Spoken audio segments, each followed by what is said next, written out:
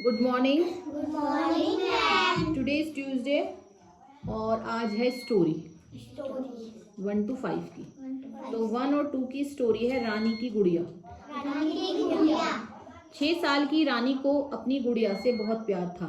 6 साल की रानी को अपनी गुड़िया से बहुत प्यार था। अभी आप रिपीट नहीं करेंगे, बस सुनेंगे। वह उसे रोज नए नए कपड़े पहनाती, अपनी पुरानी चूड़ियों से सजाती, कभी माथे पर बिंदी लगाती, उसके बाल संवारती और उसे अपने साथ ही सुलाती थी। जैसे आप लोगों के पास भी गुड़िया होगी, है ना, उसकी बिंदी लगाते हो, चूड़ी पहनाते हो, कपड़े पहनाते हो। एक दिन वह गुड़िया से खेल रही थी और उसे चूड़ी वाले की आवाज़ सुनाई दी। वह दौड़ती हुई बाहर गई और जल्दी से जाकर उससे कहा, रुको भैया, मैं आती हूँ। चूड़ी वाला रंग बिरंगी चूड़ियाँ लिए खड़ा था। रानी अपनी गुड़िया के लिए लाल रंग की चूड़ियाँ लेने लगी। चूड़ी वाले ने कहा, प्यास लगी है, थोड़ा पानी पिला दो। रानी ने अपनी गुड़िया को साइड में रख दिया और भैया के लिए पानी लेने चली गई। गुड़िया अचानक चूड़ी वाले की टोकरी में गिर गई और चूड़ी वाला पानी पीकर अपनी टोकरी उठाकर चला गया। अब आपको क्या लग रहा होगा? रानी को कैसा लग रहा होगा? दुख हो रहा होगा ना। और क्या उसको गुड़िया मिलेगी वापस? नहीं मिलेगी। मिलेगी नहीं मिलेगी।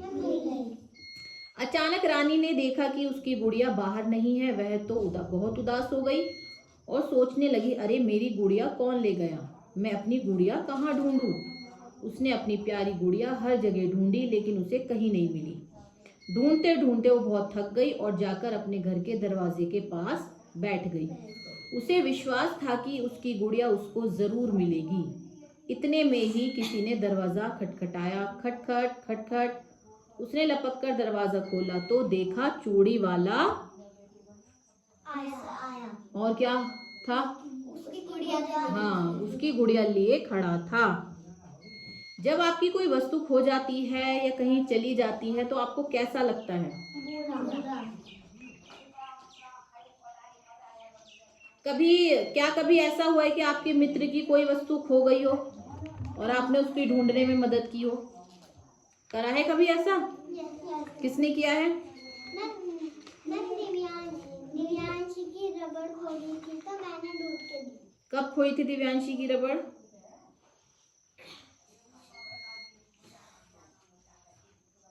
खोई थी, ऐसी बता दी कहानी। खोई थी। मेरी आज टाई खो गई थी तो सब ढूंढ लिया। हाँ, जैसे सामान मेरा भी खो जाता है तो तुम ढूंढते देते हो ना। चलिए, अब 3 to 5 की कहानी है आज। बदलाव कौन करेगा? बदलाव कौन करेगा? कहानी इस प्रकार है। सुमित रोज सवेरे दौड़ने जाया करता था। वह हर दिन अपनी माँ को गली में पड़े कूड़े को साफ करते देखता था। जैसे कूड़ा हो जाता है, हम भी साफ करते हैं ना आसपास का। आज वह अपनी माँ से बोला, माँ, मैं आपको हमेशा सुबह गली को साफ करते हुए देखता हूँ।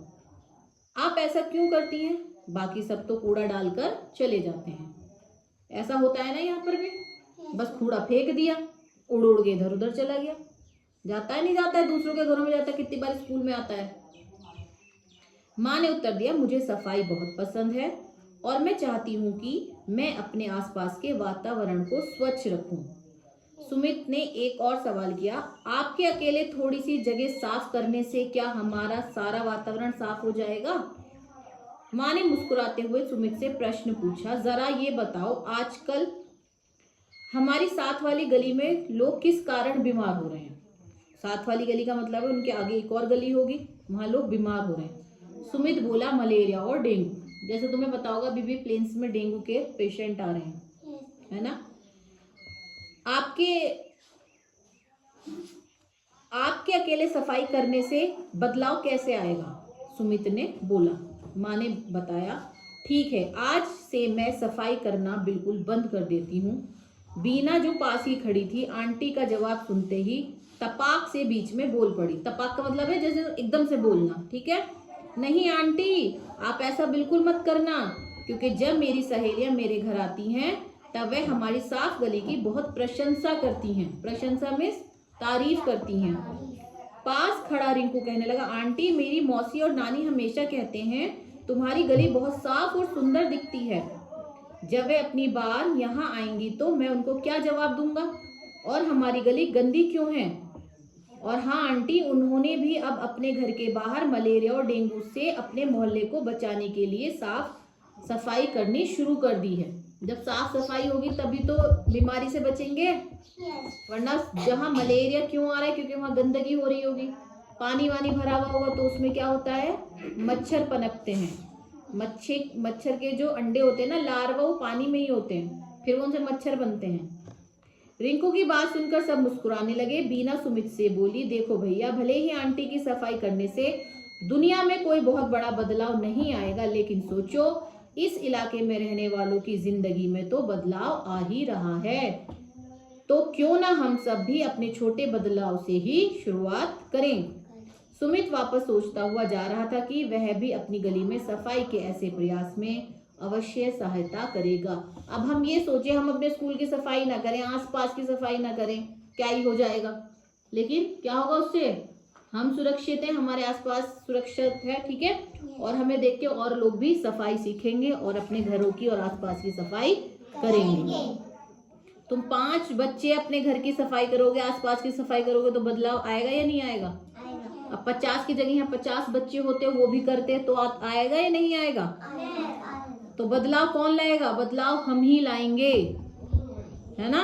हमें अपना घर, अपना गली, अपने आसपास का इलाका, अपना देश, सब क्या रखना है? साफ। समझ में आ गया सबको? तो हमें क्या करना है? अपने आसपास की सफाई करनी है, अपने स्कूल की, अपने घर की, अपने रूम की, हर जगह क्या रखना है? सफाई करनी है। समझ में आया? क्या शिक्षा मिली इस कहानी से? कि हमें सफाई करनी चाहिए। हाँ, गंदगी नहीं करनी चाहिए। गंदगी से क्या होगा? डेंगू से हमें बुखार भी आएगा, बीमारियां आएंगी, गंदा पानी पीने से पेट की बीमारियां हो जाती हैं, है ना? ठीक है।